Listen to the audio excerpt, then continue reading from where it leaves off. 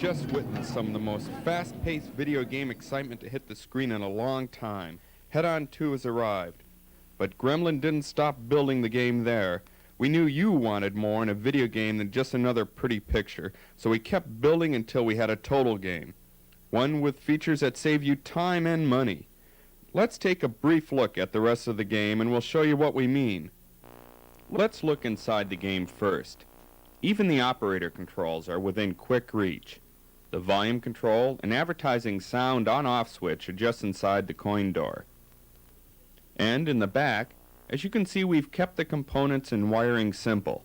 You can easily get at or remove all the major components. We've even made it easier to select the number of cars with which the player starts the game. The small switch on the logic board does it all. Just a flick of the switch quickly changes the number of cars you desire. Now, it's never a time-consuming effort to set any of these controls. While we're inside, let's take a minute to describe the electronics of the game, the parts that put the action on the screen. This is our new Video Interface Chip, or VIC logic board. What makes it new? Simple.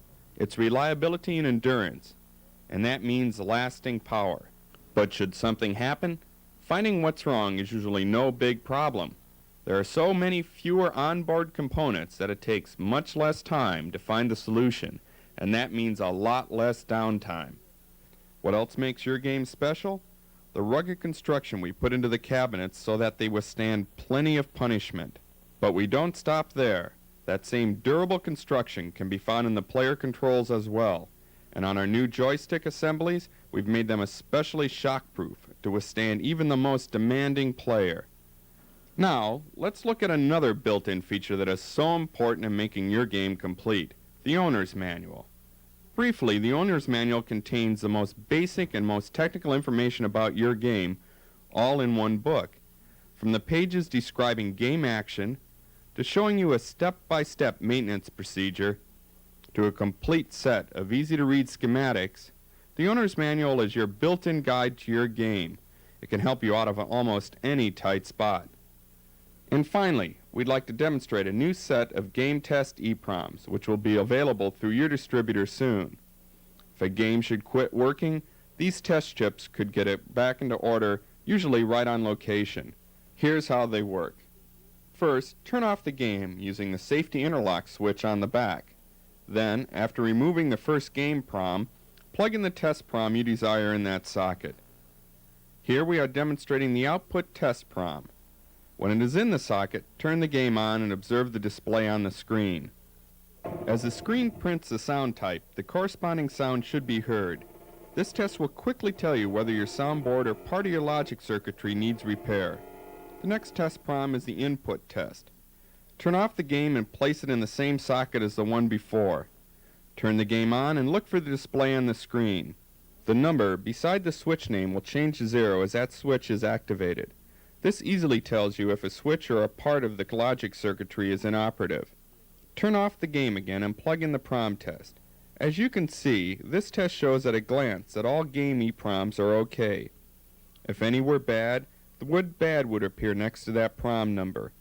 Finally, the RAM test quickly checks all 8 RAM chips, letting you know immediately if the memory is okay and telling you the position of any bad RAMs. With these 4 test PROMs, checking your game can be fast and simple, and they're a great time saver since all the tests could be done right on location. What you've been watching about our product is what we're doing at Gremlin to give you more in a video game. We go beyond giving you great new video excitement. We go for the best, giving you a whole new game.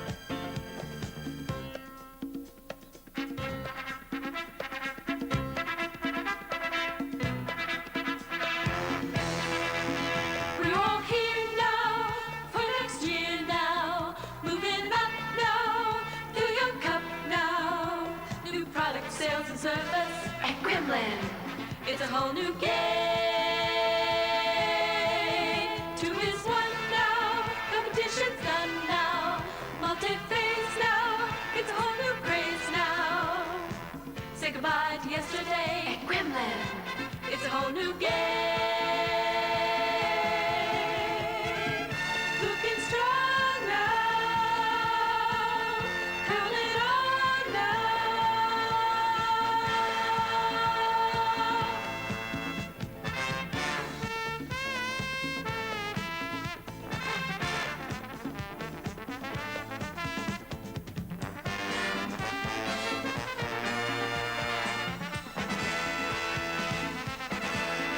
Check out Deep Scan, put it in your game plan. Within bingo, you'll be in the bingo. Marco's a winner, so are you, with head on two. Gremlin's hot now, we're on top now.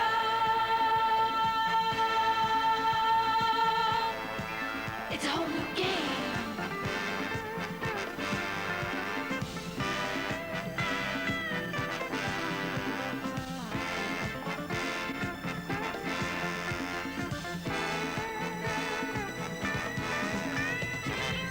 Gaining speed now,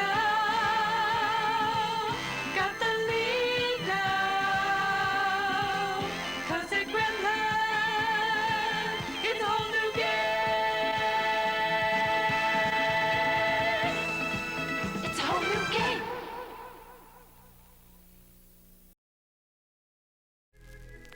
You're watching Sleepcore. Pleasant dreams.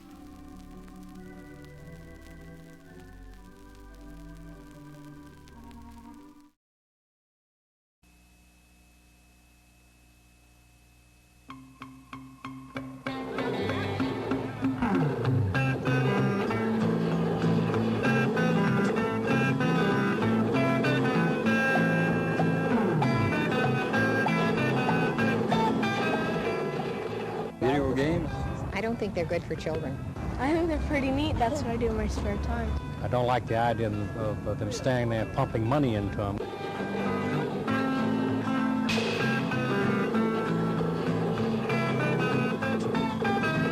The industry's doing real well. Now, how well the children are doing, I don't know. We love them. The children love them. My grandchildren have them. I don't know. I guess it's all right as long as just keep them off the street and there's some place that they can, be supervised somewhat. I had a concern that I really wasn't sure what type of a draw this was going to have, not only on the other children in the community, but my own. Would they start going in, playing games there instead of doing things like reading, which I wanted them to do, their homework after school? They'd get involved playing with a lot of these games. That has not happened. The problem is, and maybe societies haven't dealt with this properly, but what do you do with youth when they congregate? Are we saying that there are no benefits to have young people together? What kinds of alternatives are we providing for our youth today? And are we not going to possibly take just one more thing away from them? Suddenly, coin video games are turning up all over the country, in supermarkets, barbershops, doctors' offices, bookstores, even in the jury room at the municipal courthouse in San Jose, California. Well, naturally, we have some questions. Where do these games come from? What effect do they have on the players? And what happens when they appear in our communities? To get some answers, let's go to the source. This is Sunnyvale, the heart of California's famous Silicon Valley. Coin video games were born here in Sunnyvale less than a decade ago when a small company called Atari introduced a game called Pong. Don Osborne is currently vice president of Atari's Coin Video Games division. The microprocessor is a computer, and it's this computer technology that has been developed in conjunction with the video screen that really makes it special and very different. This is what gives intelligence to the product, and this is what we think young people are responding to. They have now a recreation forum and an entertainment forum that is allowing them in an interactive way to deal with an intelligent kind of thing. And what you essentially have is you have a cadre of very bright, young, excited, enthusiastic engineers who are programming the memories of these video games and feeding intelligence into these video games to challenge players.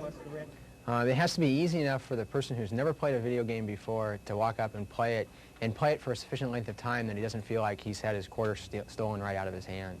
But it has to be challenging enough that the expert player can come up and play it and be challenged by it, not be bored by it. I'm really interested in the bizarre quality of life on Earth, but not necessarily the everyday business. I'm really, like Centipedes is sort of, and it came out sort of because I don't like spiders. That's a lot of how that happened.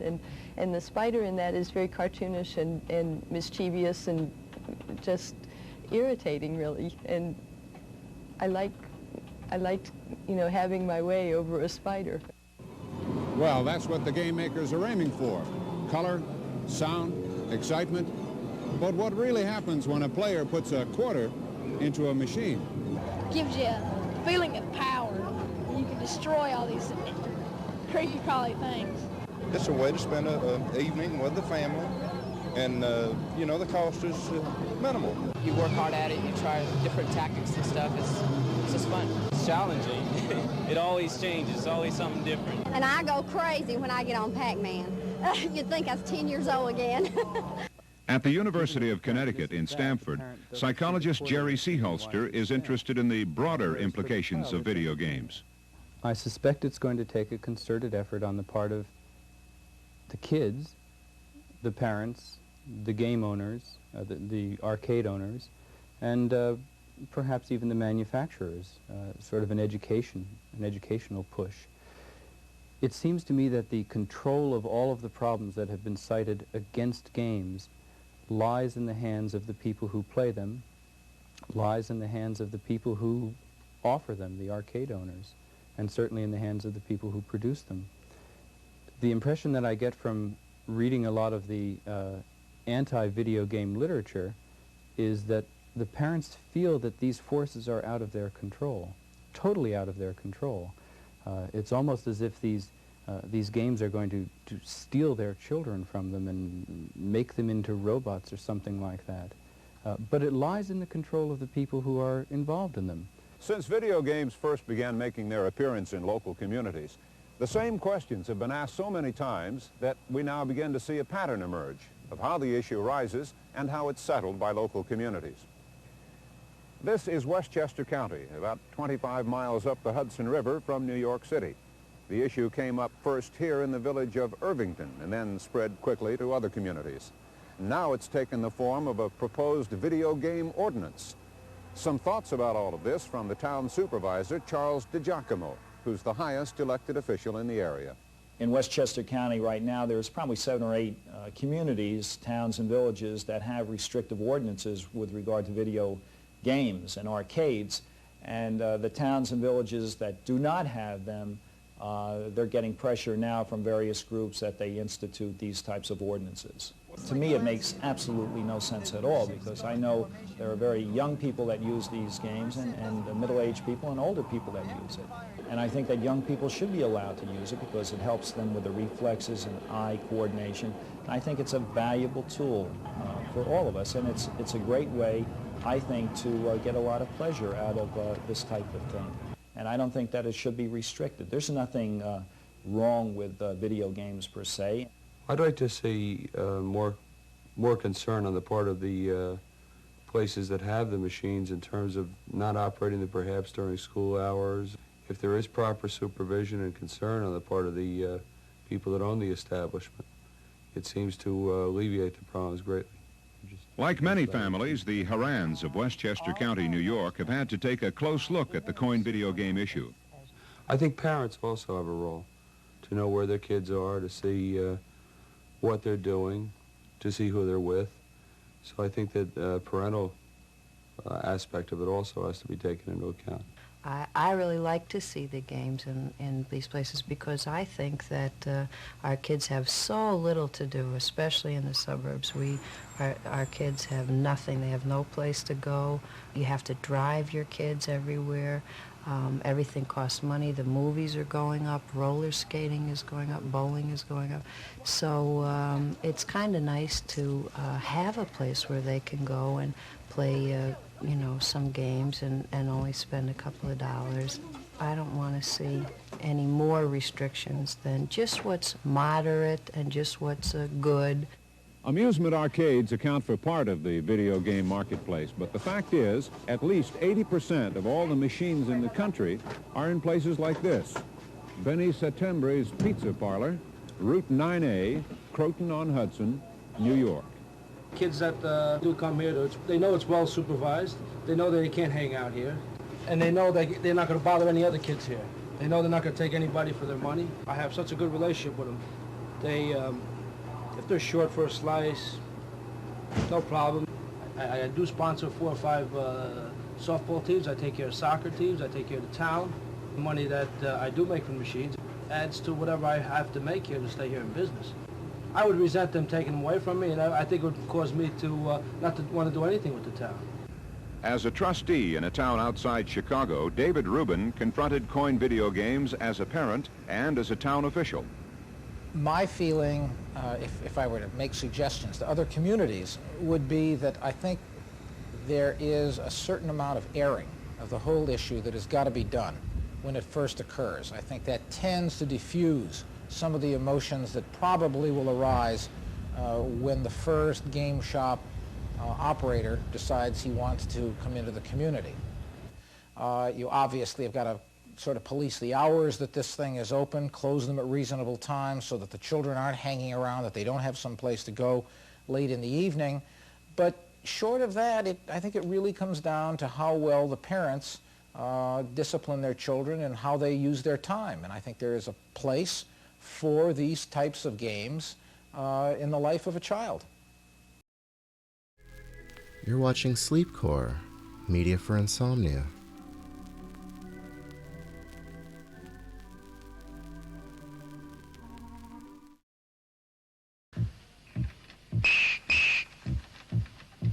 But Space Invaders is so limited. Defender thinks. Quite simply, as that thing thinks. You've got to be like that, you know? You've got to be really into it, really part of that machine. That is the attraction, that sheer lock of minds.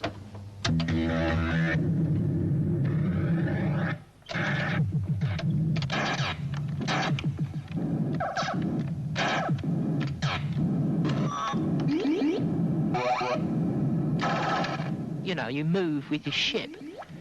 You don't move just your hands. You are the ship. That's how you get the high points.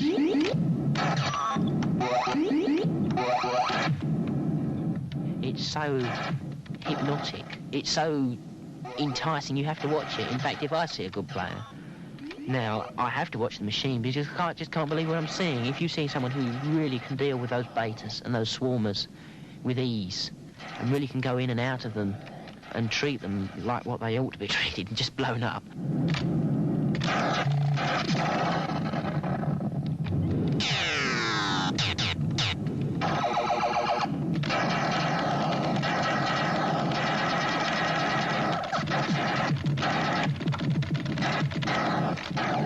Once, when I've got to 200,000, I had cramp in my middle finger.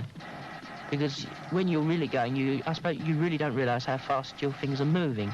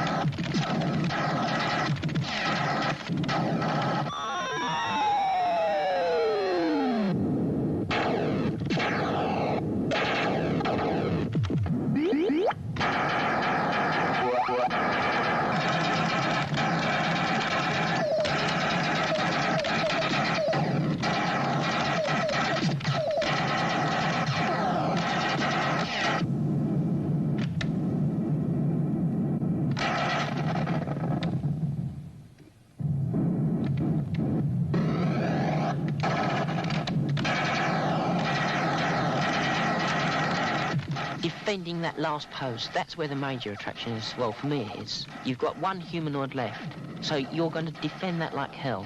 And those things which are going to try and destroy that humanoid are coming at you like hell and are coming at it like hell.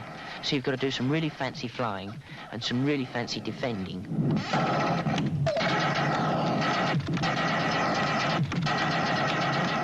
Once they've picked up all the little posts and the last post hit the screen, it's just like a nuclear explosion, that everything blows to bits and everything is mutants and hell and swarmers, and it's just diabolical mayhem, you know.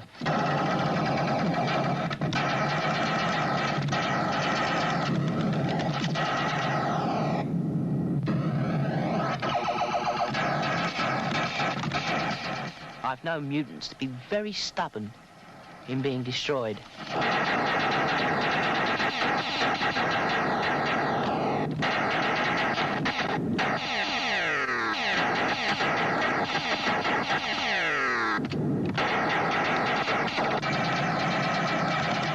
I really fear them. I don't mind any of the other pieces. I can get blown up by the swarmers and the betas and be annoyed, but it's those mutants.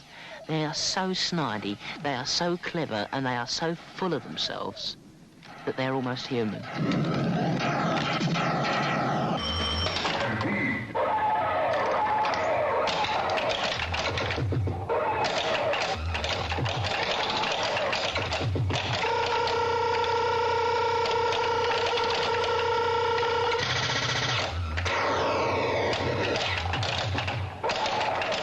With a pen, I feel I'm playing a living machine.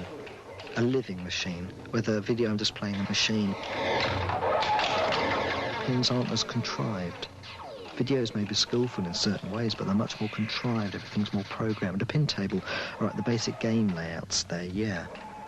But you never know what's going to happen. No one can actually say when you flick that ball, it's going to do this, this, and this.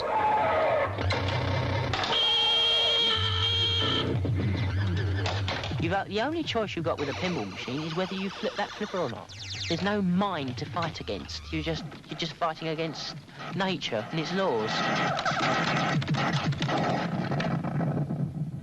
And if the ball goes in a certain area where you can't get it, you can't get it, and that's it. I don't like pinball machines. They're just, well, they are antiquated.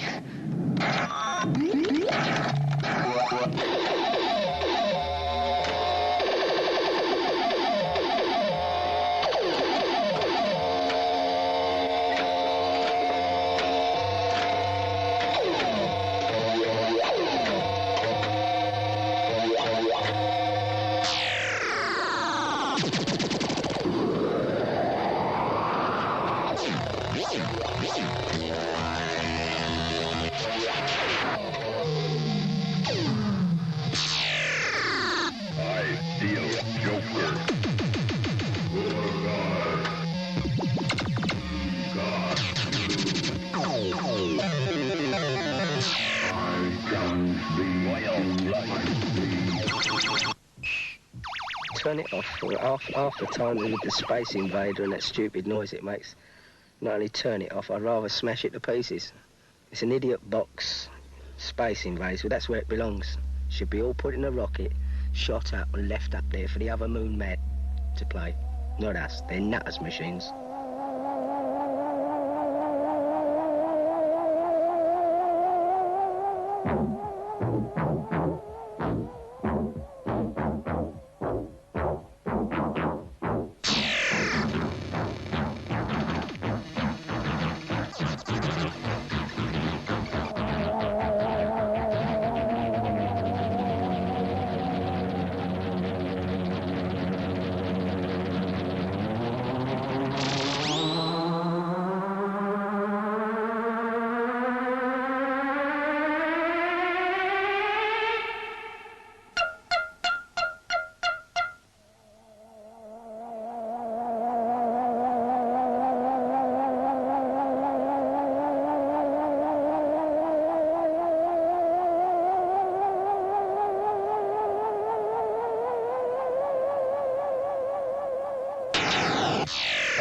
Steel, Joker, Raise, Jackpot, Royal Flush.